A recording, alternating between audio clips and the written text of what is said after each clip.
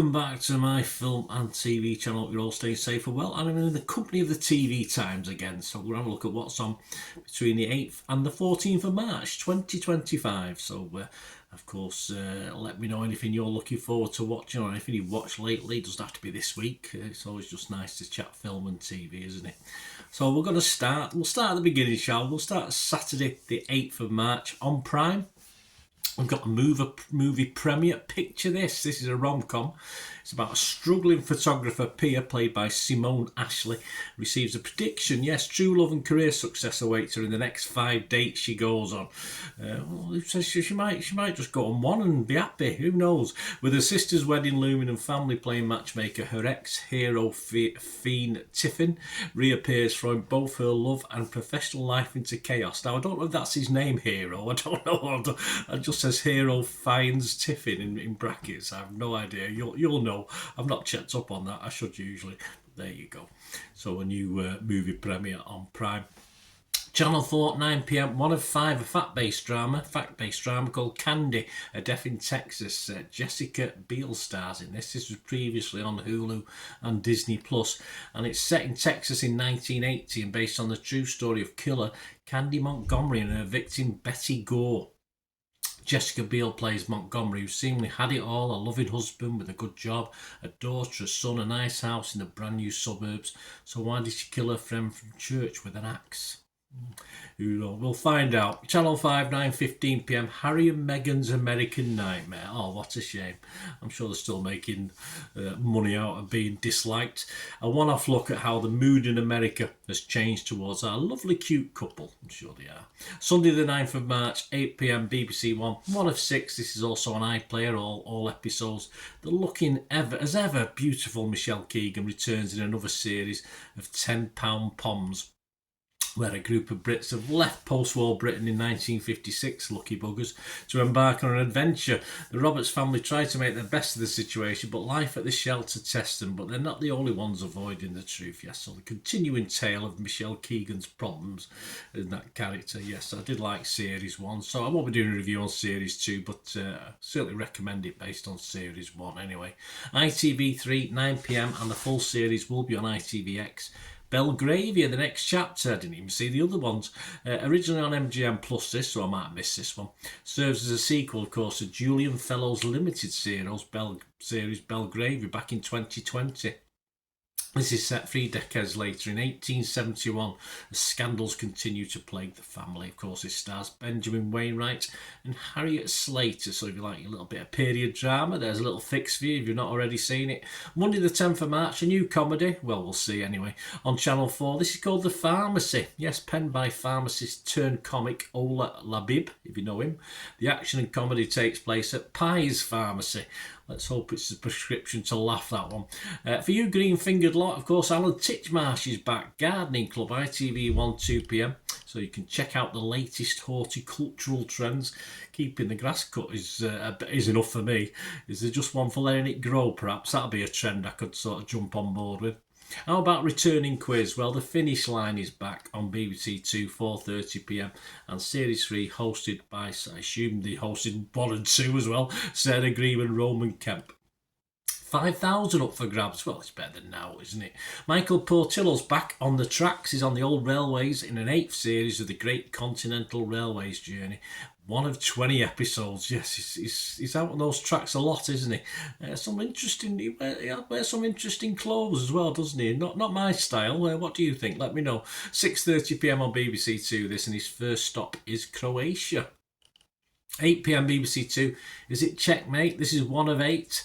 Oh, Sue Perkins, not my favourite, oh dear. Anyway, she hosts this high-stakes chess competition. Hopefully she's not in it too much. 12 amateurs go head-to-head to win this thing. Yeah, I think I get knocked out in the first round. 9 p.m, Channel 5, a new drama. Not always the best, but we'll see with this one, with the au pair. It's 1 of 4 on Channel 5, so not always greatest, but we'll see. We live in hope. Zoe Dalton, played by Sally Bretton, Has it all: a thriving business, a happy marriage, two beloved stepchildren, and a dream home. But a mysterious au pair's hidden agenda pulls her into a web of secrets that could shatter everything. Yes, sort of a cradle from the hand that rots a cradle sort of thing, isn't it? This also stars David Suchet, so it's got to be worth a watch. Review to follow on that one. Michael Sheen is feeling generous. Well, only to a certain people. In Michael Sheen's secret £1 million giveaway, this is on Channel 4, 9 p.m, and he uses his own money to buy debts from people living in South Wales. What, just Wales? That's a bit racist, Michael. I've helped pay for what you've earned. I've watched your films, etc. That's it. I'm boycotting him until he sends me a fiver to keep me quiet. E4, 9 p.m, reality series Love Triangle. A suitor moves in with someone they've texted and someone they've rejected. I'm sure it'll all be very friendly and cosy. Tuesday 11th of March, Sky Witness Matlock is back for a new series. I did like the first series. I did a review on that one. I probably won't be reviewing the second series. Kathy Bates returns, of course, with more cases and pretense as she continues to seek her own sort of justice, and justice for others, of course. 8 p.m, Channel 4, The Great School Swap, UK to the USA. Kids from South London swap with kids from Mena, Arkansas. Don't know there. Called a fascinating social experiment, this. Well, it does sound interesting, doesn't it? I mean, the big city lights of London against, I believe they have to tackle all sorts of things like racism when they go over to Arkansas. 10 p.m, BBC 4, Storyville, Eternal Spring, the heist of China's airwaves. Yeah, it's nothing to do with chewing gum. It's their airwaves, not airwaves. A protest against the Chinese government. BBC 1, 10:40 p.m, The Hunt for Peter Tobin. This is one of two. This guy was jailed for 3 murders, and it's a look back at the case. Wednesday the 12th of March on Disney Plus, the premiere of Moana 2. Not as good as the first, I'll tell you that now. On to Channel 5 at 8 p.m. Internet shopping scams. Don't get caught out. Yes, please don't get caught out. This is a one-off. Alexis Conran and his team take on the scammers. Good lad. I hope please watch that. It's always very useful, isn't it, in this day and age. 9 p.m. BBC 4, one for the wildlife lovers. This is called Birdsong, although they do annoy us outside our window, but it's a pretty boring birds we get. Anyway, Shan Ronayne is on a mission to record the call of each of Ireland's 200 bird species. There you go, including the elusive cornflake. No, hang on, sorry, corncrake, that's it. Corncrake. At 10 p.m, BBC 2, also all episodes on iPlayer. The return of the 5th series of What We Do in the Shadows. So obviously 10 episodes in that. This was first shown on Disney Plus. The squabbling Staten Island neckbiters are back with more fun and frolics.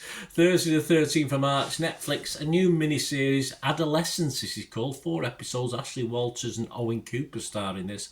When a 13-year-old is accused of the murder of a classmate, his family therapist and the detective in charge are all left asking what really happened. Review to follow on that one. Paramount Plus, the first 2 episodes and weekly of NCIS Origins, of course, the prequel series set in 1991 as Austin Stowell is a young Gibbs. I don't watch NCIS, so I don't know who he is, but I'm sure you will if you do.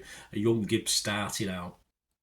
A new film on Disney Plus, Odessa. This is a musical drama. Yes, a farm girl in search to recover a cherished family heirloom. She travels to a strange and dangerous city where she meets her one true love. To save his soul, she must put the power of destiny to the ultimate test. Sounds a bit fantasyfied, doesn't it? This stars Sadie Sink. What a great name, Sadie Sink. I love that. There will be a review to follow on that as soon as I can get to watch that one. 12:15 p.m, BBC 1. 25 years, this is early afternoon, of course. 25 years of bargain hunt. Highlights of 25 years of probably not finding any bargains, in fairness, but hey, they have a go, don't they? 8 p.m, Channel 4, Back in the Doghouse, I am. No, I'm not Back in the Doghouse. No, it's a new series, of course, of Back in the Doghouse, documentary following staff and their charges, of course, the little pooches at Wood Green Animal Charity. Well, it's an animal charity. Did they have other animals as well? I don't know, but could do, couldn't it? It was an animal charity. A few hedgehogs, something like that. 9 p.m, BBC 2, one-off documentary, Strike, the Village That Fought Back. Yes, we're still banging on about this. 40 years on, the story of Paul May's colliery, originally on BBC Scotland. So if you want to be reminded of that time, watch it. BBC 3, 9 p.m, and also on iPlayer, Stacey Dooley rape on trial. Stacey meets women who have waived their rights to anonymity after reporting being raped by someone they know. 10 p.m, Channel 4, not Murder on the Dance Floor, how about Murder on a Cruise Ship? This is a one-off subtitled The Push, Murder on a Cruise Ship. And it's the case of 52-year-old Mickey Kanisecki, who vanished whilst on a cruise in the Mediterranean in 2006 and whose body was found on the south coast of Italy. On to the last day we're going to look at this week. Friday the 14th of March, sci-fi on Netflix. The Electric State stars Chris Pratt and Millie Bobby Brown, based on the graphic novel the same name by Simon Stellenhag. The story takes place in a reimagined version of 1997. Humans isolated in their VR helmets. Well, we had loads of them in 1997, and a continuing battle against a strange breed of monstrous drones in the wake of a technological meltdown. A teenage girl named Michelle and a robot travel the west coast of the US in search of the girl's missing brother. Review to follow on that one. Another hopefully worth the watch drama on Channel 5, 9 p.m, all episodes available on 5, which was previously my 5. The Flat Share. This was previously shown on Paramount Plus, a rom-com set in modern Britain. That's where I am. Brown Finlay and Anthony Welsh star. They never meet, but then start exchanging notes and letters. I think we know where this is going. Well, hopefully the letters in the blue bin. That's fair enough. BBC 2, 9 p.m, more green-fingered fun. This time Monty Don. You can tell it's spring is here, can't you? Monty Don's introduces Gardener's World. Following on, also on BBC 2, a one-off documentary, Stephen McRae, Dancing Back to the Light. McRae is the principal dancer with the Royal Ballet, and he's recovering from a severe injury and this is the build-up from the recovery to the build-up to his triumphant return to the stage. And there you go, guys, that's the week concluded. Next week, the lovely and my fellow blue Sally Lindsay is back as Madame Blanc for a fourth series, solving more whodunits in rural France. A new conspiracy thriller on ITV1 called Protection. Catherine Kelly and Siobhan Finneran star in that one. Susie, Judith and Bex are back on the case in new and drama in the Marlowe Murder Club, if you like that. Netflix has a comedy murder mystery set in the White House. The Resident stars Uzo Aduba. And yes, it's that time to don those red noses again, although it's all year round at Old Trafford, isn't it? Comic Relief celebrates 40 years. Much more again next week, so join me for that. Hope you enjoyed this, guys. Leave us your thoughts in the comments or on my socials. Of course, if you like what I try and do on the channel, you can hopefully try and support me. It doesn't have to be financially, it might just be watching an ad or two.